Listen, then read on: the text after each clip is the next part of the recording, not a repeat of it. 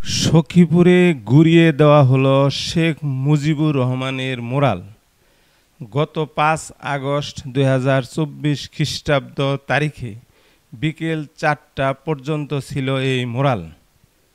শেখ হাসিনা সরকার পতনের খবর গণমাধ্যমে প্রচার হওয়ার সাথে সাথে বিক্ষুব্ধ জনতা সখীপুরের তালতলা চত্বরের পূর্ব পাশে উপজেলা কচুয়া রাস্তার মাঝে অবস্থিত শেখ মুজিবুর রহমানের ছবি ভাঙচুর করে এবং তালতলা চত্বরের পশ্চিম উত্তর কোণায় অবস্থিত প্রয়াত সাবেক আওয়ামী লীগের এমপি শওকত মোমেন শাহজাহানের মোরালটি ভাঙচুর করা হয়।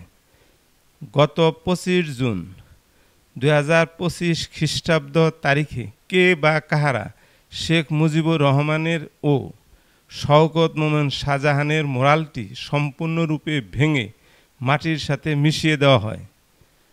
টাঙ্গাইলের সখীপুরের তালতলা চত্বর থেকে মোহাম্মদ মোশাররফ হোসেন, গণমানুষের আওয়াজ।